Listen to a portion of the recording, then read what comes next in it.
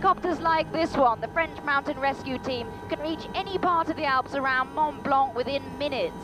But even though they're the ones who bring help to injured climbers and save lives, they too have to face the dangers of the mountains.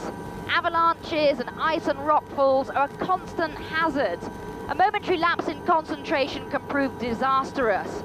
Over the next 30 minutes, we'll be joining the rescue team high in the mountains in some extreme situations.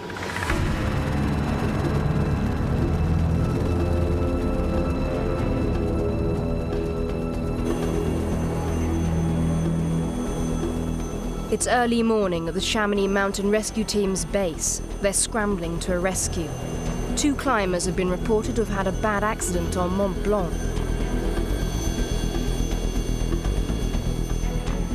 The mountain rescue team, which includes a doctor from Chamonix Hospital, have few details, apart from that one of the climbers has fallen 1,200 feet down the mountainside.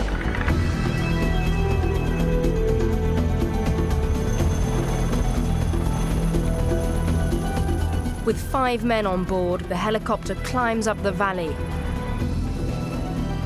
up past the foot of the glacier,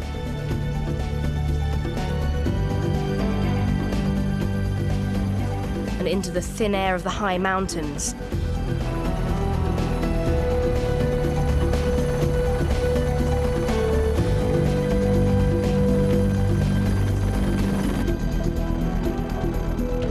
Within minutes, they arrive on the scene. They can see one of the climbers, and there's blood on the snow, yet he seems to be alive. But the other climber is nowhere in sight.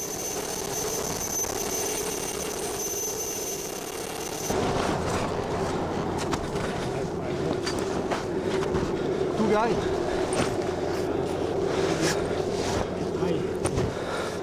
Ok, only you. Il y a son fils qui est là-haut, tout seul. Il y a son fils qui est là-haut, tout seul, Bibi. The man is extremely anxious about his son, who was climbing with him. Non, il sait pas si son fils est tombé. Il sait pas. Il sait pas s'il est tombé ou pas. Ok, you can move your legs. Did you lose conscience? Remarkably, the man doesn't appear to be seriously injured.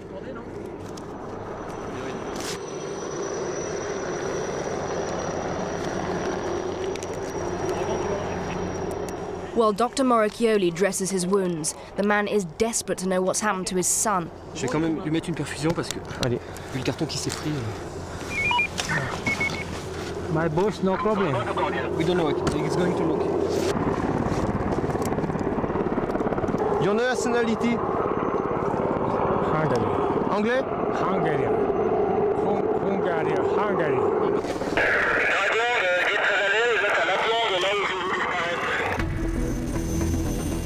As Dr. Moracchioli continues treatment, one of the rescue team hurries off in the helicopter to look for the son.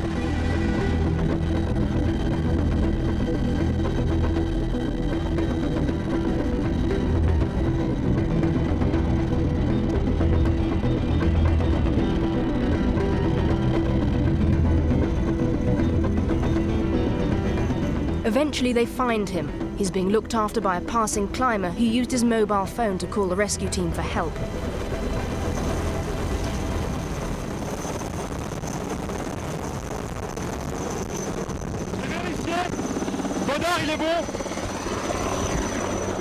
He's deeply shaken, but he's all right.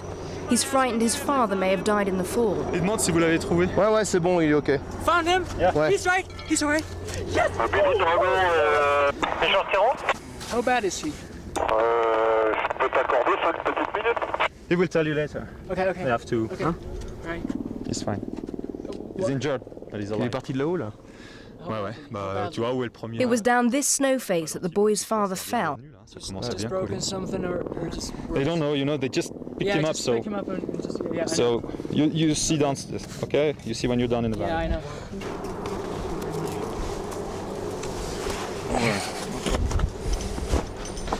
The climber who called for help and stayed with the boy can now leave and continue his own climb. Allez, salut, hein. Puis merci encore. Hein.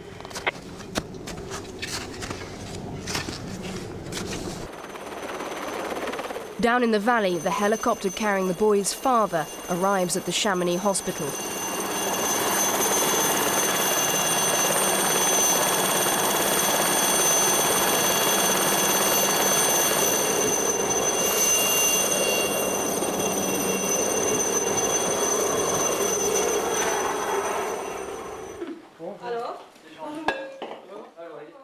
He fell on the snow and he fell something like 400 meters.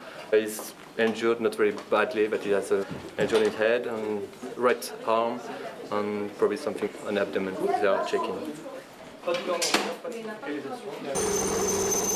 With the father safely in the hospital, the helicopter returns to the mountains to pick up the son. The boy seems fine, but the team knows that he's shaken and is cold and needs to be taken down quickly.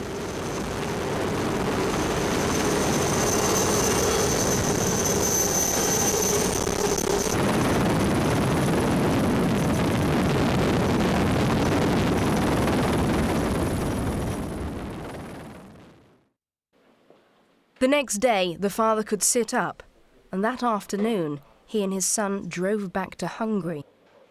For this family, it was a miraculous escape. Few people survive a 400-metre fall.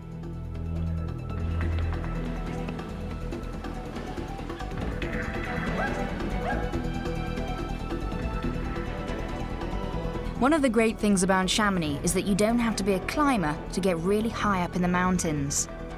After a leisurely lunch, you can take a spectacular ride on a cable car, and within 20 minutes you're over a mile above the town without any effort.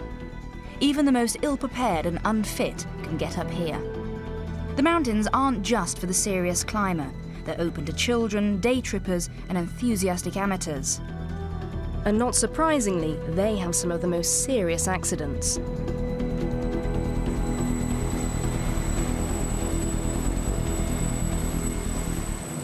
It's early morning. Dr. Pascal Lenabat of the emergency unit at Chamonix Hospital and the mountain rescue team are in a hurry. A woman has had a heart attack on one of the popular hiking trails.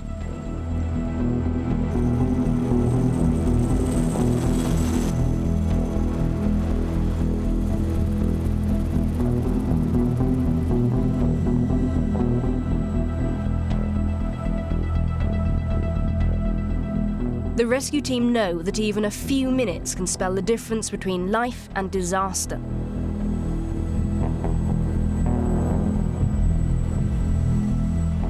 They spot her surrounded by hikers. As Dr. Lenabat arrives, they're already giving the woman a heart massage, struggling to keep her alive. Dr. Lenabat quickly takes charge of the situation.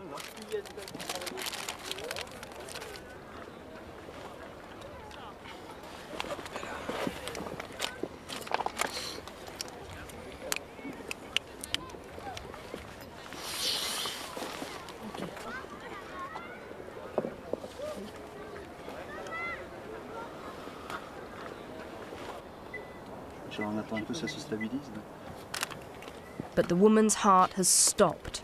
She's technically dead.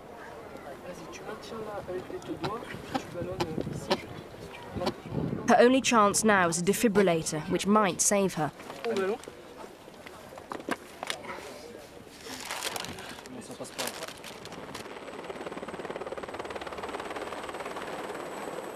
Within minutes, the helicopter arrives with the machine.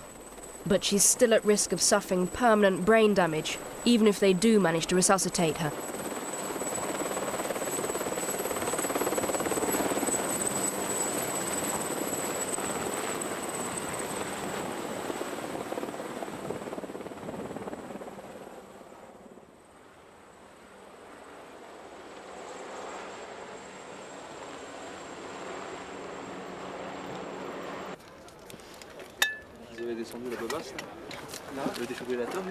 A defibrillator delivers a powerful electric shock directly to the heart. If it's not too late, it may start it pumping again. Restez à l'écart du patient. Délivrez le choc. Maintenant, choc délivré. Restez à l'écart du patient.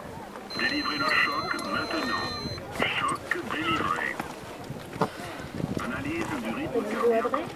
She's in luck. The defibrillator works. The woman is alive, but only just. And her life hangs by a thread as they get her ready to go by helicopter to the hospital. The hiker who probably saved her life, a fireman, explains what happened. There was a person on the ground and a young man near her. I said I was a fireman and asked if he needed help. He said she had had a heart attack, so I began heart massage with my mother, who is a nurse. Si vous me recevez, la victime est médicalisée, prête à embarquer.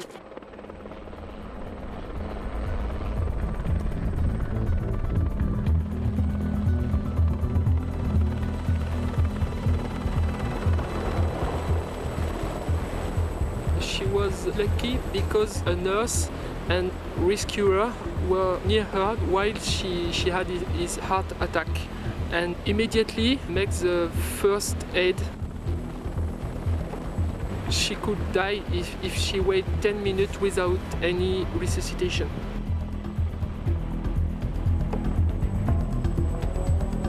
About a quarter of all rescues here in the Mont Blanc region of the Alps are hikers and day trippers, not technical climbers. Many are elderly, and the emergency staff here at the hospital go to great lengths to save them.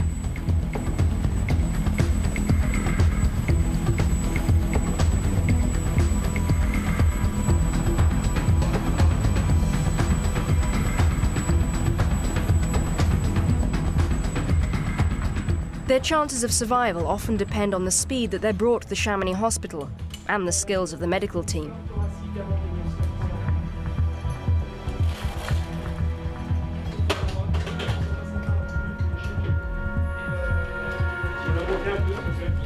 Dr. Lenabat has to get back to the helicopter. The woman's life is now in the hands of the hospital emergency staff. For hours, they work to save her. Finally, her condition is stabilized.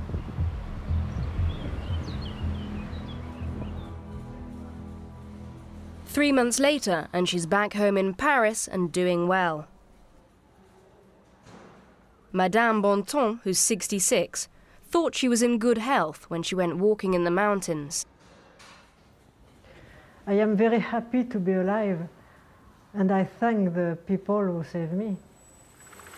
Coming up after the break, the dangers of frostbite and a paraglider who ran out of luck.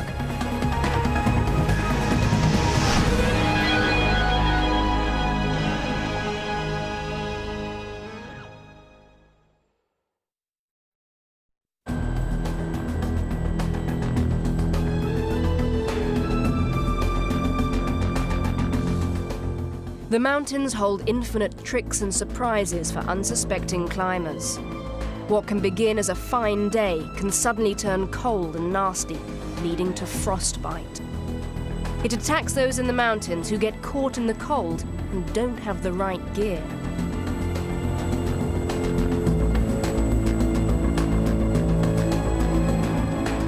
This man was out climbing when the weather turned bad. His feet got cold, and now he has frostbite. That may not seem bad, but he can't walk down on his own and needs medical treatment.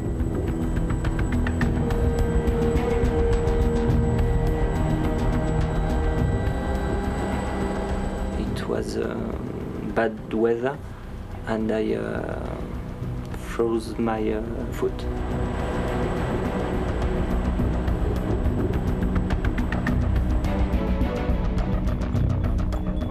Part of the reason for the frostbite is that his boots are poorly insulated.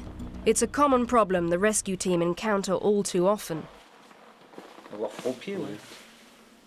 Bah ça va, c'est pas trop sévère. Celui-là, il est non, c'est la crampe qui fait ça. Ouais, mais juste la pulpe ici. Quand je fais ça ici, ouais. Mais là, tu sens là. The frostbite isn't extreme, but he feels it. Ouais. No sensation, and just a little picking. This picture is the story of three guys who were stuck at the summit of Mont Blanc du Tacu for 5 days, and they were the same age, 30, and but they were different kind of boots. One of them had this nice super guide from the 70s. The other, this new generation of the 80s, and the other with these modern shoes. And you see the result. We had to amputate all of the toes of the left foot for him. The tip of the toes here of the right foot, and nothing for him. This patient doesn't stay in the hospital at all. So I think it's obvious. Don't take that kind of boots when you are in the mountains.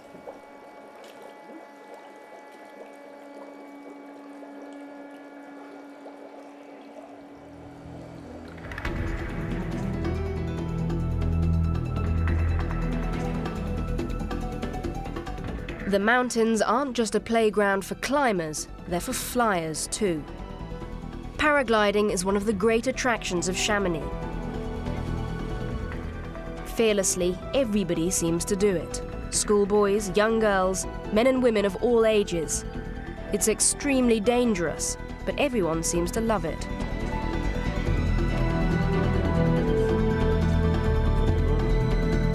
How you know? Like this? It's okay?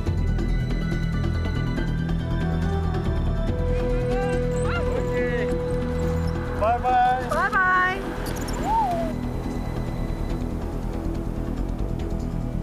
But what happens if your canopy collapses and you plummet to the ground?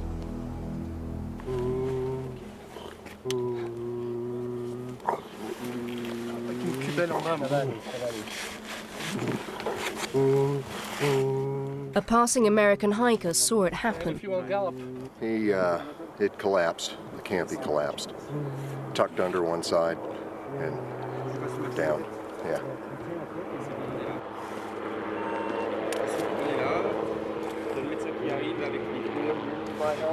Need more help?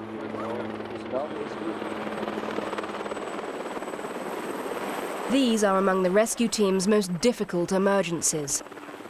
The man's body is broken and he has extensive internal injuries. He's on the edge of death, and Dr. Lenabat has to fight to keep him alive. When we arrived on the site of the accident, the man was on a very hard coma and had difficulty breathing. Ok, c'est bon, ok, laisse-toi faire, laisse-toi faire. Tout va bien. On m'a toujours bien entendu. There was a lot of pressure of the team because if we can't intubate the man quickly, the man died immediately. The paraglider is lying upside down. His head is wedged down on the rocks. Dr. Lenabat has to get a tube into his windpipe while keeping the blood out. Every second is precious. The doctor has to stay calm. I'm not nervous. I can't be stressed, but I'm very conscious of the problem. The man is gasping. The treatment of this situation is to give him an artificial breathing with oxygen. If I can't do this, the man dies.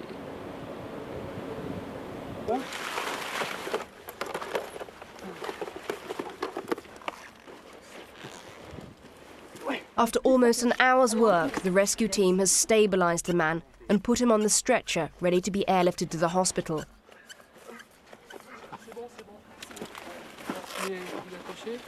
Allez, on va pas traîner. À l'hôpital, mais ça vaudra. Allez.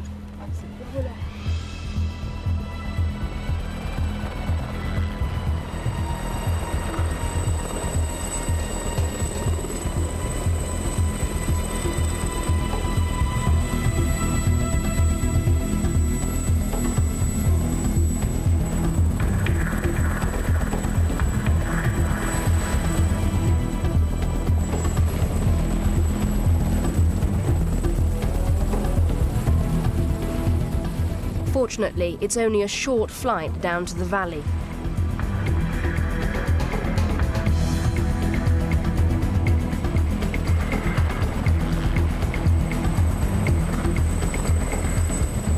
Down in Chamonix, the hospital staff are on standby, waiting for the man to arrive.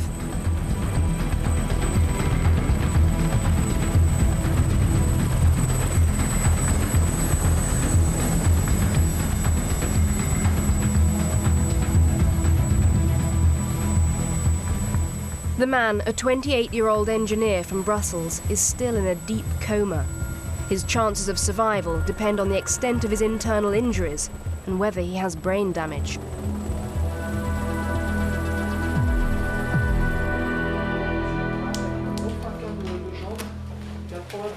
Peut-être un thorax. Pour le passer avec le cadre, peut-être. C'est bien, ouais, de passer avec le elle relâche. Un plan Un décollage? La scène a l'air petit, moi, par rapport à la taille du cou. There are two possibilities with paragliding accidents. First possibility, when they fell down, when they take off, and usually they are very close to the ground, so they just have a fracture of the limbs or the spine. The other possibility is during the flight, and usually they are dead. But this man was alive. He was very seriously injured with a brain injury, and I don't know if he will survive. Tu peux venir avec ton... Elle est où? Elle est là, elle est là, elle est là.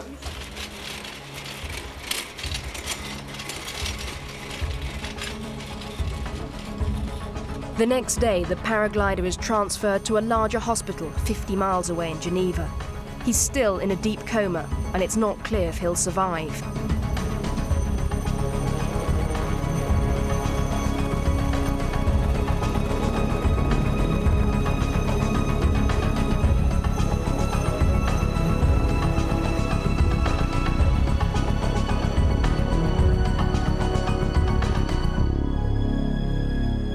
Three months later, and Bruno van der Meulen has recovered.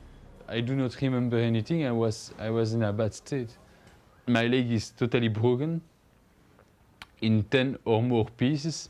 So you have 2 or 3 bones. I have more.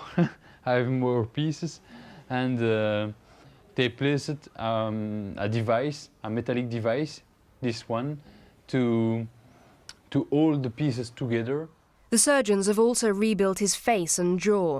My face was totally broken, my mouth also, and the doctor, the physician, placed pieces of metal like this in my mouth to make it hold, but my mouth is totally metallic, like this.